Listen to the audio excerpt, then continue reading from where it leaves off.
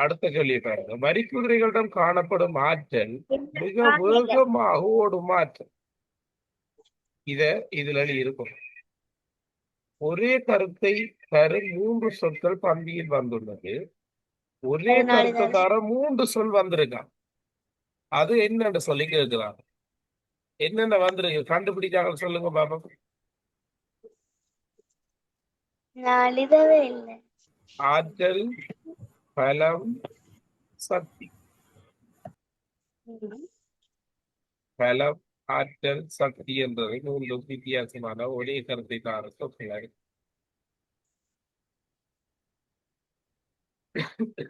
வேற ஏதாவது? அதே போல அது என்பதன் தன்மை அவை.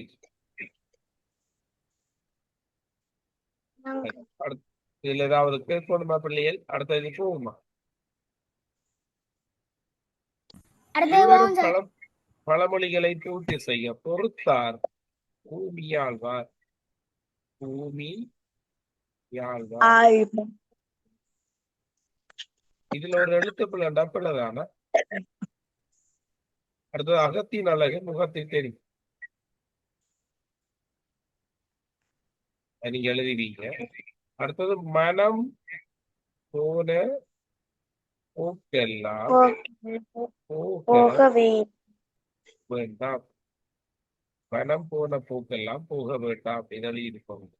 அடுத்தது நாம் வாழும் வீடு அழகாக இருக்க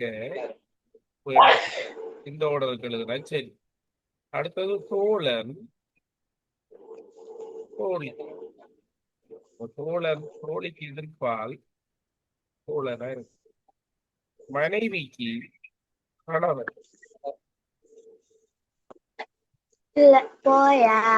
டவுட் ஏதாவது சொன்னா பிள்ளைய நீங்க அந்த வீடியோ அப்டேட் பண்ணுவோம், அதுல பார்க்கலாம். அப்படியும் விளங்கல் என்று சொன்னா நீங்க வாட்ஸ்அப்ல எனக்கு போட்டு விடுறேன்.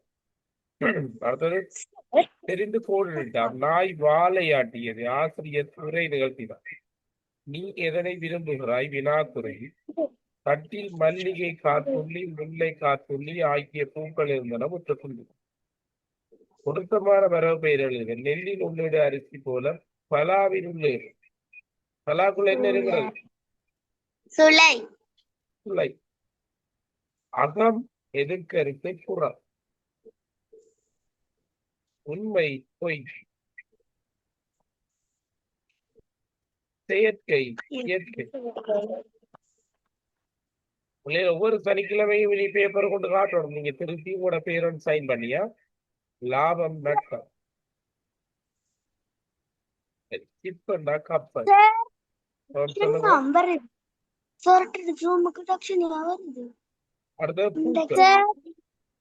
சொல்லுங்க. இந்த பலா கொட்டையும் வருந்தானே சார்? அது பிள்ளை.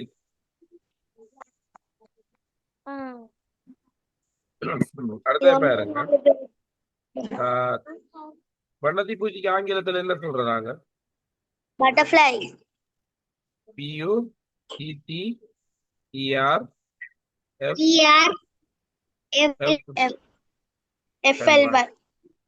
இதுக்கு என்ன போடுறாங்க?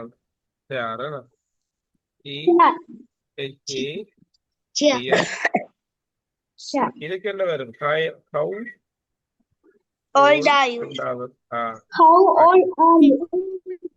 I am reading a book. அடுத்த பந்தி காமரை என்றால் வகுப்பறை. வெளியே போகலாமா? எளிய ஜன்னல். எளியத்த ஜன்னல் என்றாலும் சரி. அடுத்த வினா பாருங்க பிள்ளைகள். கணித பகுதிக்கு எல்லாம் உங்களுக்கு தெரியும் 2 புள்ளிகள் வழங்கப்படும். 100 7, 100 7, 10 2, 1 4 என்ற எண்ணில் 1 குறைந்த இலக்கம் என்றால் 723 என்ற விடை சரி. 306 சொற்கள் எழுதுனா 306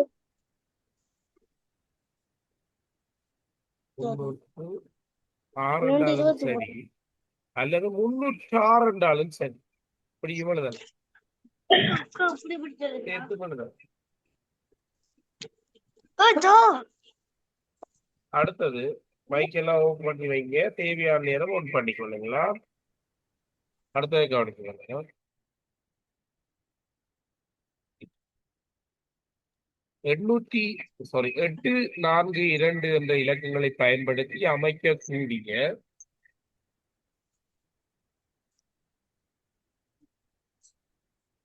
கவனிக்கணும். 842 ஆகிய இலக்கங்களை பயன்படுத்தி அமைக்கக்கூடிய சிறிய இலக்கம் 248 248. இதுல பாருங்க 43 53 63 10 கூடுது. அப்ப இதுல 23 10 கூட்டுனா 33 விட. 33. இதுல பாருங்க பிள்ளைகள், செவ்வாய் புதன் ஆகிய 2 நாட்களில் செவ்வாயிலையும் புதனிலையும் விற்கப்பட்ட மாம்பழங்கள் இருக்கிறது. அப்ப 318ஓட நாங்க என்ன செய்யணும், 244 கூட்டோம். என்ன 2 நாளும் கேட்கிறாங்க, அப்ப கூட்டோம். விட வித்தியாசம் மேலதிகம் வந்தா தான் கழிக்கணும். அப்ப 8 4 12 1 மீதி 4 கொண்டு 5 கொண்டு 6 3 2 5. அந்த முதலாவதுக்கு விடை 562. இரண்டாவது, வியாழக்கிழமையை விட திங்கட்கிழமை எத்தனை கூடுதலாக? வியாழக்கிழமையின் திங்கள் என்று சொன்னா 612 இருந்து 520 கழிக்கும். கழிக்கும் சொன்னா 2ல 0 போனா 2, 1ல 2 போகாத இங்க இருந்து 1 கொடுத்தோம்னு சொன்னா விடை 92 இருக்கும். 92. அடுத்த வினா பாருங்க. எல்லாரும் யோசிப்பீங்க, என்ன சார் 1 ஹவர் போடல கிளாஸ்? இன்னைக்கு ஒரு 6 பேருக்கிட்ட கோயிலுக்கு போறாங்களான்னு சொல்லி கோல் பண்ணி கேட்டாங்க. அப்ப நான் சொன்னேன், நேற்று கட் பண்ணிட்டோம், அதனால இன்றைக்கு ½ hour எடுத்துட்டு சொன்னேன். அதே போல வீடியோ அப்டேட் பண்ணுவேன், அவங்க திருத்தி கொள்ளுவாங்க.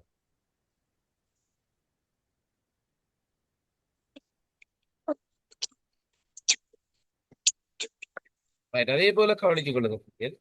மிகச்சிறிய எண்ணிலிருந்து பெரிய எண் வரைக்கும். அப்ப முதலாவது 739 வரும், இரண்டாவது 826 வரும், மூன்றாவது 862 வரும், நான்காவதா 947 வரும். இதோ ஓடர்கள் இதோ. இதுல எங்களுக்கு தெரியும் 1 மீட்டர்ல 100 சென்டிமீட்டர் இருக்கு. ரஜினிகாந்த் சொல்ற டயலாக் ஞாபகம் இருக்கா? நான் ஒரு தடவை சொல்றேன், 100 தடவை சொல்றேன். ஏண்டா 1 மீட்டர்ல 100 சென்டிமீட்டர் இருக்கு. அதுதானே அவர் டயலாக் அடிச்சு கொப்பி அடிச்சுட்டு இருக்கு. அப்ப இதை மாத்திரம் மட்டும் சொன்னா 13ஓட 2 சைவர் செய்யுது. அப்ப இதோட 7 கூட்டி விட்டோம்னா 13.07 விட 1307 சென்டிமீட்டர். ஒரு நாளைக்கு ஒரு நோயாளிக்கு ஒரு நாளில் 5 மாத்திரைகள் வீதம் வழங்கப்படுகின்றன. 25 நாட்களில் நோயாளிக்கு வழங்கப்பட்டிருக்கு. அப்ப 25 நாங்க 5 பெருக்கிறோம் என்று சொன்னா 125. 16ல அரைவாசி 8, கால்வாசி எவ்வளவு? 4. அப்ப 16ல இருந்து 4 கழிச்சோம் என்று சொன்னா எஞ்சிய பென்சில்கள் 12. இதை வருத்தப்பட்டு சொன்ன பிள்ளைகள் 104 2ஆல வருத்தப்பட்டு 59. தெரியுமில்ல வகுக்க?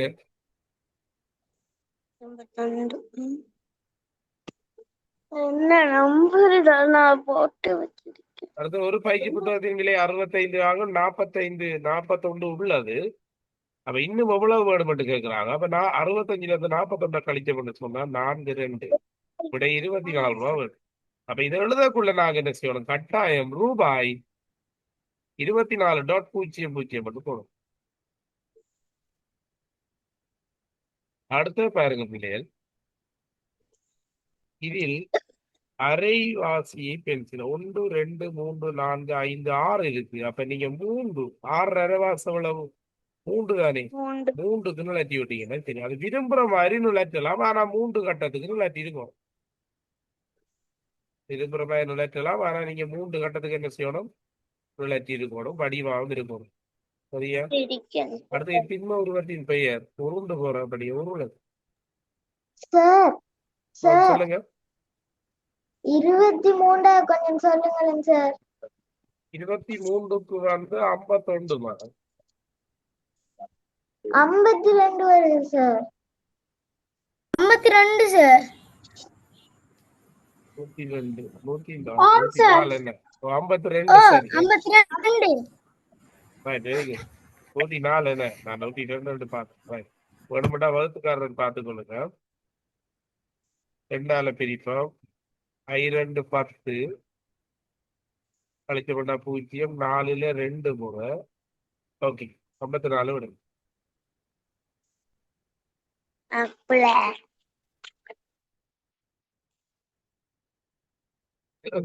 அடுத்த கேள்வி. ஒரு தூணுக்கு 2 கொடிகள் வீதம் 86 கொடிகளை கட்டுவதற்கு தேவையான தூண். ஒரு தூணுல 2 கட்ட போறாங்க. 86 கொடி இருக்கு. அப்ப 86 நாங்க என்ன செய்யணும்? 2ஆல பிரிக்கணும். பிரித்தோம்னு சொன்னா 43 தூண் இருந்தா தான் 2 படி 86 கொடி கட்டலாம். ரைட். ஆண்டின் 6வது மாதம். 6வது மாதத்தை என்னன்னு சொல்றது நாங்க? அடுத்த மாசம் ஜூன். ஏன்னா சுற்றாடல் பாருங்க பிள்ளைகள் திருப்பி கொண்டு வருவாங்க. உடல் உள சுகத்திற்காக செய்யப்படும் மனதை ஒல்லைப்படுத்தும் செயற்பாட்டின் 3வது படிமுறை திடசித்தம். இது உங்களுக்கு சோக்க தெரியும் நினைக்கிறேன். உனது உள்ளத்தில் திடமான பிரார்த்தனை உதிக்கட்டும். உனது உள்ளத்தில் இதான் சோக்க 5 பாடமாக்குறது. திடமான பிரார்த்தனை உதிக்கட்டும். உனதண்டா உடலை தளர்த்தல், உள்ளத்தை என்றா உள்ளத்தை தளர்த்தல், திடமான திடசித்தம், பிரார்த்தனை என்றா பிரார்த்தனை தான் உதிக்கட்டும் என்றா உதி. இதுக்கு ஷார்ட்கட் என்ன? உனது உள்ளத்தில் திடமான பிரார்த்தனை உதிக்கட்டும். சரியா? ஷார்ட்கட் நோட் பண்ணி கொள்ளுது. தமிழ் மக்களை குறிப்பதற்கு தேசிய கொடியில் உள்ளது செம்மஞ்சள் நிறப்பட்டி. தேசிய இலச்சிறையில் உள்ள நெற்கதிர் குறிப்பது தன்னிறைவும் செழிப்பு. இலங்கையின் தேசிய பறவை 27 விலங்கல சார் எனக்கு. ஓகே, அது திருப்பி ஒருக்கா பாப்போமா? இது முடியட்டும். பின்வருவனவற்றில் அரச நிறுவனம் பிரதேச செயலகம். பிரித்தானியர்கள் இலங்கையை முழுமையாக கைப்பற்றியது 1815ஆம் ஆண்டு. அவங்க வந்தது 1796ல. ஆனா இலங்கையை பூராகவும் இலங்கை முழுவதும் கைப்பற்றியது 1815ஆம் ஆண்டு. அதே போல அடுத்த பாருங்க. சூரிய நமஸ்கார பயிற்சியின் போது சந்தர்ப்பங்கள் 12. வெளிபோல் ஒரு கரப்பந்தாட்டத்துல 6 பேர் இருப்பாங்க. இதுக்கு ஞாபகம் வைக்கிறேன்டா நீங்க. அவ்வளவையும் அதுல வர எழுத்துக்களை பாத்தீங்கன்னா சரி. 6 பேர். கடுகுள் பூப்பது இரவி, மழை வரை போவதை உணர்த்தும் விலங்கின் நடத்தை ஈசல் பரத்தம். நான் ஒரு கிளி என்ற தலைப்பில் 4 சொற்களை குறையாமல் எழுதுனா, நீங்க ஒரு கிளி, அப்ப நீங்க என்ன செய்வீங்க? நான் ஒரு கிளியாவே எழுத தேவையில்லை. ஏனடா நீங்க கிளி என்று சொல்லிட்டா. அப்ப அதுக்கு வாக்கியம் எழுதக்குள்ள எப்படி எழுதணும்டா? நான் பழமரங்களில் என சென்று பழங்கள், விதைகள், பூக்களின் மொட்டுக்கள் என்பன மிகவும் பிடிக்கும். ஓகே. அல்லது நான் அழகு மிகவும் பலம் வாய்ந்தது. பூக்களின் மொட்டுக்கள் என்பவற்றை கொத்தி கொத்தி உண்பேன். 2வது நான் பழமரங்களில் பறந்து சென்று அமர்ந்து நன்கு பழுத்த பழங்களை கொத்தி கொத்தி உண்பேன். எனது கோபக்கார ஜெர்சியை தலையில் வந்து கொத்துவேன் என்று எழுதக்கூடாது. சரியா? அது அப்படியெல்லாம் எழுதக்கூடாது. சரியா? அதாவது நல்ல வாக்கியங்கள் எழுதும். சொல்லடா ஜெர்சான் எழுதுறதுக்கு சொல்லுவா. அழகு மிகவும் பலம் வாய்ந்தது.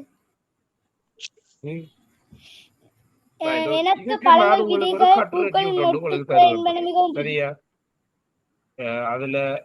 அதுல அதை வச்சு கொண்டு நீங்க என்ன செய்யலாம் என்று சொன்னா வாக்கியங்கள் எழுதலாம். சரியா? அதுக்குரிய செமினார்கள் உங்களுக்கு நாங்க செய்வோம். அந்த வாக்கியம் அதுக்கு பிறகு நீங்க எழுதுவீங்க. அதோட நான் உங்களுக்கு அந்த 100 வாக்கியத்தையும் தருவோம். சரியா? உங்களுக்கு அது இன்னும் என்ன செய்யும்? இலகுவாக இருக்கும். சரியா? இந்த இருக்கிற டியூட் உங்களுக்கு தரப்படும். சிலாக்கள்கிட்ட அது இருக்கும் ஆல்ரெடி. இல்லாதாக்களுக்கு நாங்கள் கட்டாயம் என்ன செய்வோம்? தருவோம். அதாவது வாக்கியம் உள்ளதுல பெரிய என்ன வேலை இல்லை. சிம்பிளா செய்யக்கூடிய ஒன்று. இதுல பாருங்க,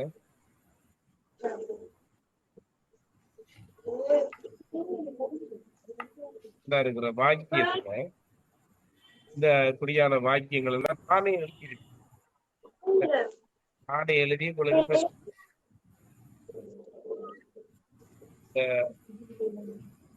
இதெல்லாம் 5ஆம் ஆண்டுல இருக்கிற விஷயங்கள். நாங்க உங்களுக்கு 4ஆம் ஆண்டுலயே இதெல்லாம் படிப்பிச்சு தருவோம். நான் ஒரு பறவையானா இதான் இருக்கு. இதை பார்த்தா அப்படி எழுதுறேன். இப்ப நீங்க ஒரு கிளிதானே, வானத்தில் வட்டம் அடித்து பறந்து இந்த பூரத்தை பார்த்து போது நான் எனது கிராமத்தை பார்த்து அதில் உள்ள எனது வீட்டையும் பார்ப்பேன். பழ மரங்களில் அமர்ந்து நன்கு கனிந்த பழங்களை கொத்தி கொத்தி உண்பேன். எழுதலாம். ஏன்னா நீங்க கிளி ஆயிட்டீங்க, அப்ப நீங்க எழுதலாம். உங்களுக்கு என்ன செய்வாங்க தந்து ஒவ்வொரு நாளும் பாடமாக சொல்லி சொல்லுவேன். அப்ப நீங்க என்ன செய்யணும்,